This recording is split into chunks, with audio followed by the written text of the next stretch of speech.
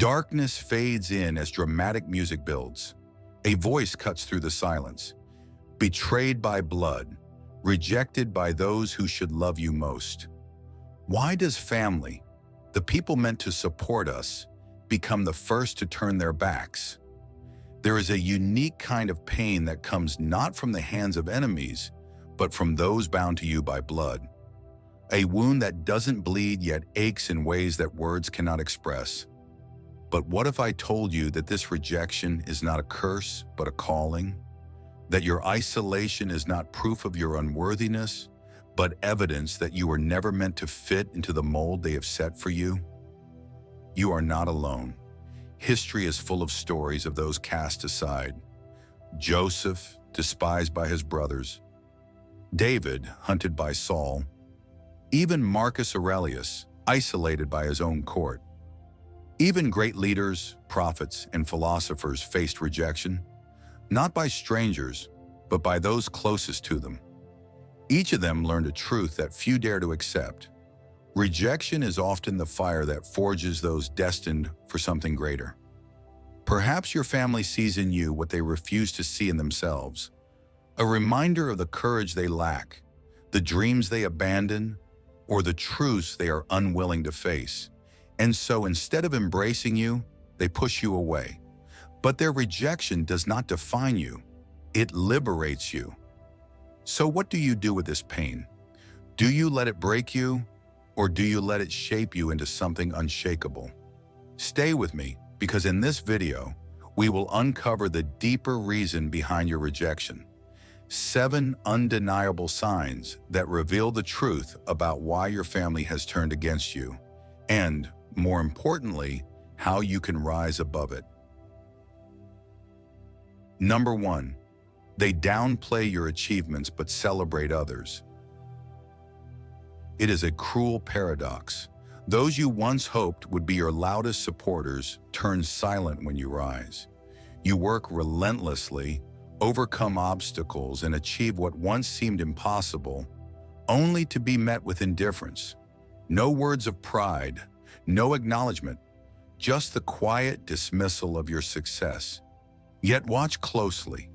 These same people who overlook your victories will eagerly celebrate the accomplishments of others.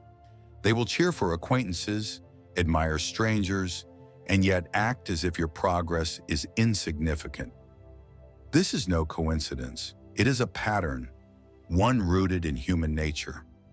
People grow comfortable with the roles they assign to others, and the moment you step outside of theirs, you disrupt their sense of order.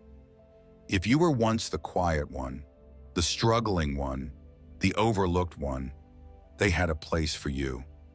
But the moment you evolve, the moment you exceed their expectations, they're forced to confront an uncomfortable truth, that they too could have risen, but chose not to.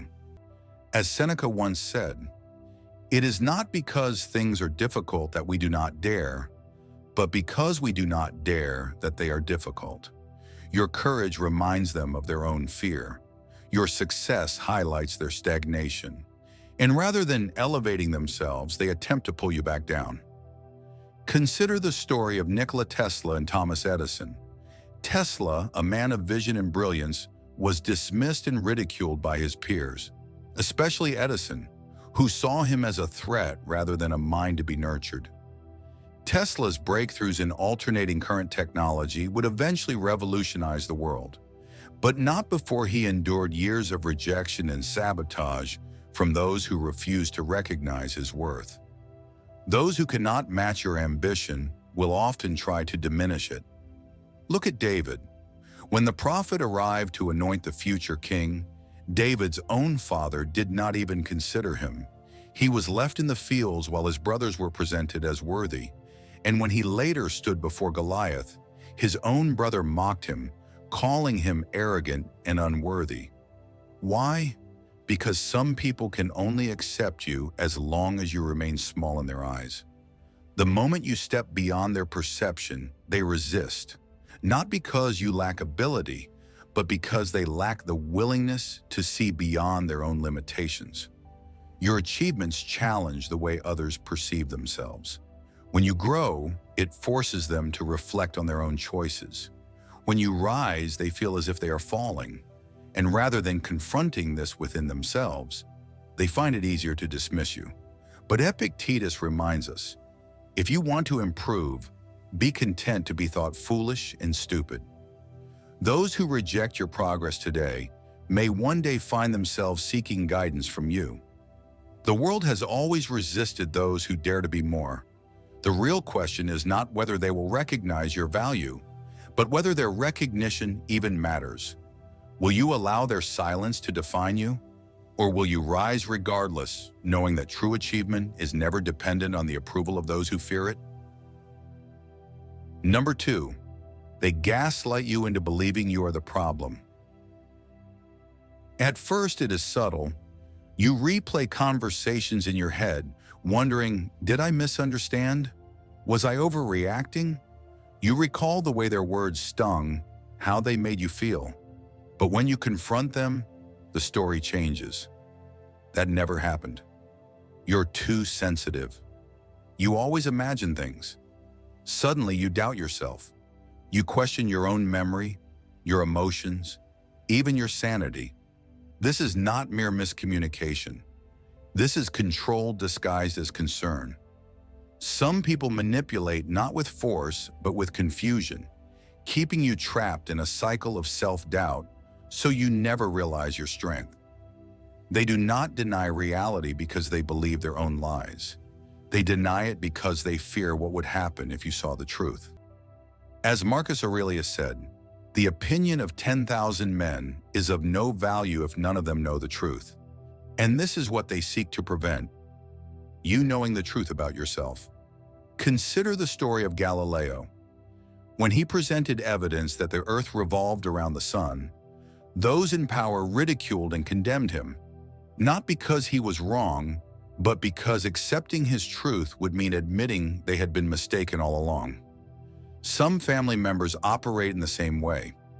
Rather than confronting their own flaws, they rewrite the narrative to make you the villain.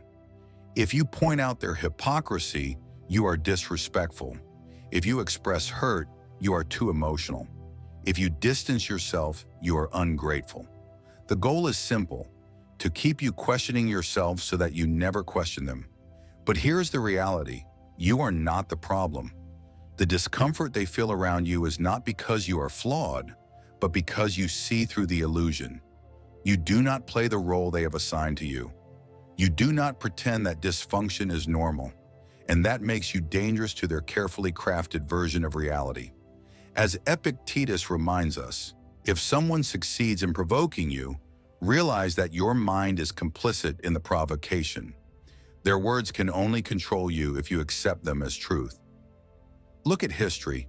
Every great thinker, every revolutionary, every individual who saw beyond the lies of their time was met with resistance. Socrates was sentenced to death, not because he harmed anyone, but because he asked the wrong questions, the ones that exposed uncomfortable truths. When people cannot handle truth, they attack the one who speaks it. So, what will you do?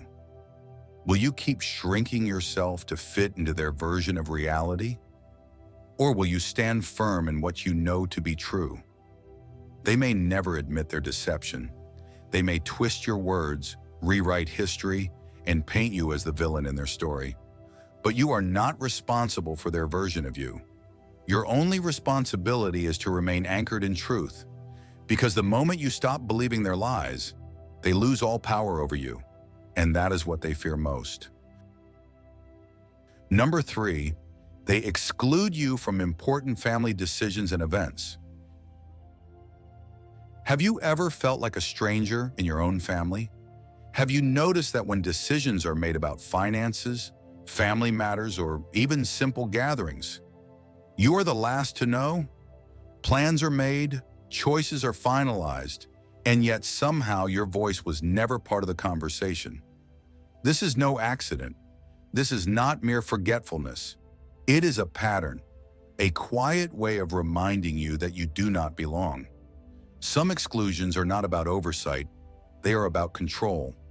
They do not seek your opinion because your perspective disrupts their narrative. They do not invite you to the table because they have already decided that your presence is unnecessary. And the more you notice it, the more they make you question whether you were ever truly part of them. But what if I told you that this exclusion is not a loss, but a redirection? History is full of those who were cast aside, only to rise above those who rejected them. Take Julius Caesar, once underestimated, even exiled. Yet he returned to reshape Rome. Or consider Nikola Tesla, whose genius was dismissed by those who feared his vision, only for his work to become the foundation of modern technology. Their rejection did not diminish them, it defined them. Joseph's brothers made decisions about his life without him. They plotted, they whispered, they acted, all while treating him as if he had no say in his own fate. Yet their betrayal was the very thing that set his true path in motion. They believed they were erasing him. Instead, they were placing him exactly where he needed to be. Look at David. When the prophet Samuel came to anoint the next king, David was not even called forward. His own father overlooked him. But the judgment of others does not dictate destiny. As Marcus Aurelius said, the impediment to action advances action. What stands in the way becomes the way. Being excluded may feel like an obstacle, but in reality, it is often the very thing that forces you to find your own path. And yet, exclusion stings. Sitting among family and feeling like an outsider is a pain few can understand. You hear the laughter, the shared secrets, the whispered plans, and you wonder, what did I do wrong? You replay every conversation, every moment, trying to find the flaw in yourself that justifies their distance. But here's the truth. No matter how much you try, you will never fit into a space that was never meant for you. Seneca reminds us, associate with those who will make a better man of you. Welcome those whom you yourself can improve. If they refuse to recognize your value, then perhaps it is not your place to seek their approval. The table they have built is not yours to beg for a seat at. So what will you do? Will you chase after inclusion in a space that has already shown you that you are unwelcome? Or will you recognize that being left out is often the first step towards standing apart? The people who exclude you today may one day have to watch as you rise beyond their reach. Let their rejection be your liberation. Instead of asking, why don't they accept me? Start asking, what is waiting for me beyond them? Number 4. They criticize your growth and ambition. There is a strange reaction that happens when you begin to evolve. The same people who once supported you, who once laughed with you, suddenly change. You have changed, and they say, but what they really mean is that you have outgrown the role they assigned to you. Have you ever noticed how some family members encourage you when you are struggling, but the moment you start succeeding, they grow distant or even hostile? You think you're better than us now? Why are you trying so hard? Stay in your lane. Their problem is not with your success, it is with the mirror it holds up to their own choices. Your growth reminds them of the opportunities they ignored, the dreams they abandoned, the fears they never confronted. People grow comfortable seeing you in a lesser state. The moment you step beyond it, their sense of control is threatened. As Epictetus wisely said, if you wish to improve, be content to be thought foolish and stupid. Your ambition unsettles them because it forces them to question why they have remained the same. Rather than rising with you, they try to pull you back down. Take the story of Vincent van Gogh. He was ridiculed and dismissed even by those closest to him. His work was called madness, his talent overlooked. Yet he persisted, painting what the world could not yet see. Today, his art is celebrated as genius, his critics long forgotten. This is what happens when you grow in an environment that was never meant to contain you. Your progress becomes an unspoken challenge to those who fear change. Some will mock you, others will belittle your dreams, and some will go as far as to sabotage your efforts. Not because they believe you are wrong, but because they cannot bear to see you move forward while they remain stagnant. Look at Joseph. His brothers did not just resent his dreams, they resented what those dreams represented. They saw in him a future they could never touch, a destiny beyond their grasp. Instead of striving to better themselves, they sought to destroy the one who dared to rise. But destruction is never the path to elevation. Their rejection became the very thing that propelled him forward. Seneca reminds us, a gem cannot be polished without friction, nor a man perfected without trials. The resistance you face is not a sign to stop. It is proof that you are on the right path. If they criticize you, keep going. If they mock you, keep building. If they reject you, keep growing. The tallest tree faces the strongest winds, but it stands firm, knowing that storms pass and roots only grow deeper. At the end of the day, it is not their approval that will determine your future. It is your willingness to rise despite their resistance. So will you shrink to fit their expectations? Or will you embrace the challenge, knowing that every step forward is a step toward the life they never dared to pursue? Number 5, they compare you unfavorably to others. Comparison is one of the most insidious forms of rejection. When your family constantly measures you against others, whether it is a sibling, a cousin, or even a neighbor, it is rarely about your shortcomings. It is about their refusal to acknowledge your uniqueness. No matter what you do, it never seems to be enough. You have heard it before. Why can't you be more like your brother? Look at your cousin. He's already successful. Your sister never gives us this kind of trouble. With every word, they chip away at your confidence, making you question your worth. But ask yourself this: if you were meant to be like someone else, why were you born as yourself? People who compare you unfavorably are not trying to inspire you. They are trying to control you. Their approval becomes a moving target, always just out of reach. Even when you achieve something, they find someone better to measure you against. Not because you are lacking, but because they fear what might happen if you realize you were enough all along. Look at the story of Leonardo da Vinci. For years, his brilliance was questioned, his unconventional thinking dismissed. He was compared to artists who conformed to tradition, told that his methods were impractical. Yet he persisted. Today, his name is remembered not for fitting into a mold, but for shattering it. Seneca once said, "No man was ever wise by chance. Growth is a deliberate act, and it cannot be dictated by the insecurities of others."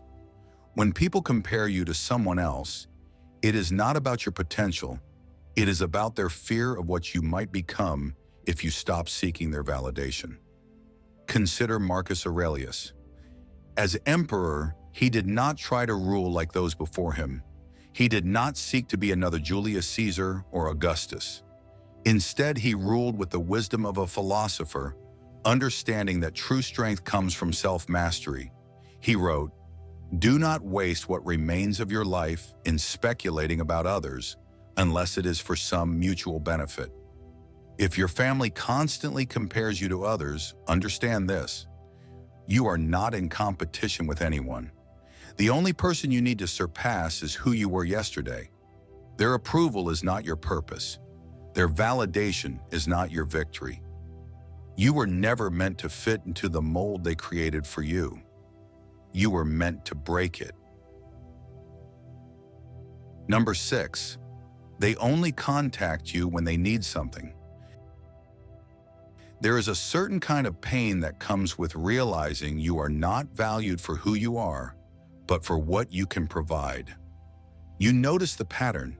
They never check in, never ask how you are, never show up when you need support. But the moment they need a favor, a loan, or a problem solved, suddenly they remember your name. This is not love. This is convenience.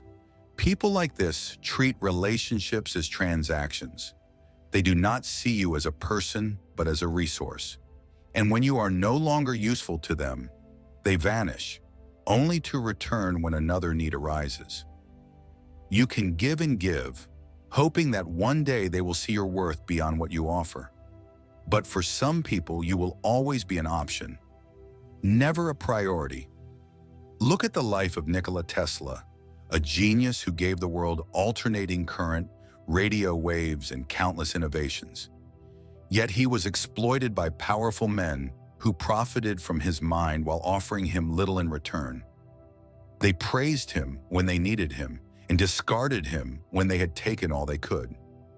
His story is a reminder: those who only value what you provide will never truly value you. Marcus Aurelius once wrote, "The happiness of your life depends upon the quality of your thoughts." And one of the most freeing realizations is this: you are not obligated to be drained by people who only seek to take. Setting boundaries is not selfish. It is necessary. If you feel like your family only reaches out when they need something, recognize this for what it is. Real love does not appear only when it is convenient. Real relationships are not one-sided. Seneca reminds us, associate with those who will make a better man of you. If they never pour into you, if they never stand by you except when it benefits them, then ask yourself, are they truly family or just familiar faces? You are not meant to exist as a resource for others while neglecting yourself. Stop breaking yourself to keep people whole. If they only call you when they need something, it is time to accept the truth. They do not value you. Only what you can give, and you deserve more than that. Number 7, they reject your beliefs and values. There is a unique kind of pain that comes not from strangers, but from those who share your blood. When your family dismisses your beliefs, ridicules your values, and mocks the principles that guide your life, it feels as if a wall has been built between you, one that no amount of conversation can break. You sit among them, but you are no longer truly with them. And so you begin to wonder, why does the very thing that gives me strength push them further away? Why does my conviction create a divide instead of unity? This is nothing new. History is filled with those who were cast aside not because they were wrong, but because their existence challenged the status quo. Socrates was sentenced to death for questioning the norms of Athens. Galileo was condemned for challenging long-held beliefs about the universe. Truth has always made the comfortable uneasy. As Marcus Aurelius wrote, "The object of life is not to be on the side of the majority, but to escape finding oneself in the ranks of the insane." Your family remembers who you used to be, the version of you that conformed, that followed without question, that fit neatly into the world they created. But you have changed. Your beliefs have sharpened you. Your values have set you apart. And now you are no longer easy to control. They cannot understand why you no longer laugh at the same jokes, indulge in the same habits, or entertain the same gossip. Your discipline unsettles them. Your refusal to compromise is seen as arrogance. They take your strength as judgment, your clarity as defiance. Not because you have condemned them, but because your presence reminds them of the choices they have avoided. Look at history. Those who stood for something greater were always met with resistance. Seneca reminds us, "The whole future lies in uncertainty. Live immediately." People fear what they do not understand. Rather than seeking truth for themselves, they attack those who embody it. It is easier to mock the disciplined than to develop discipline. It's easier to reject the courageous than to confront one's own fear. Perhaps you have tried to win their approval, softened your words, hidden parts of yourself, pretended to be who they wanted you to be. But no matter how much you bend, it is never enough. You still feel like an outsider. You still feel their sideways glances, their dismissive tones, their whispered judgments. And maybe in moments of doubt, you have wondered if it would be easier to go back, to blend in, to silence yourself, to be the person they expect. But deep down, you know the truth. You were not meant to fit in. You were meant to stand apart. If they reject your beliefs, it is not because you are wrong. It is because you are a reminder of what they do not want to face. The question is, will you shrink to make them comfortable, or will you stand firm, knowing that the path of wisdom is rarely the path of the majority? When the people closest to you turn their backs, when the ones you love reject, belittle, or dismiss you, it is easy to feel lost. It is easy to wonder why those who should support you are the first to push you away. But hear this, their rejection is not a reflection of your worth. It is a sign of your growth. History is filled with those who were cast aside only to rise above those who dismissed them. Joseph was betrayed by his own brothers, yet his exile became the path to his greatness.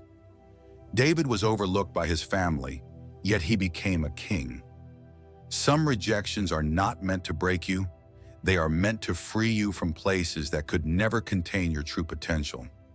You have spent too much time seeking validation from those who will never give it, but today it is time to let go. Let go of the need for their approval. Let go of the belief that you must shrink yourself to be accepted. Let go of the pain that has kept you bound, because what they used to hold you back will be the very thing that pushes you forward. You were never meant to fit in. You were meant to stand apart. And those who left were never meant to go where you are headed. So stand tall. Walk forward with clarity. The past no longer defines you. The future is yours to claim. If this message spoke to you, let me know in the comments.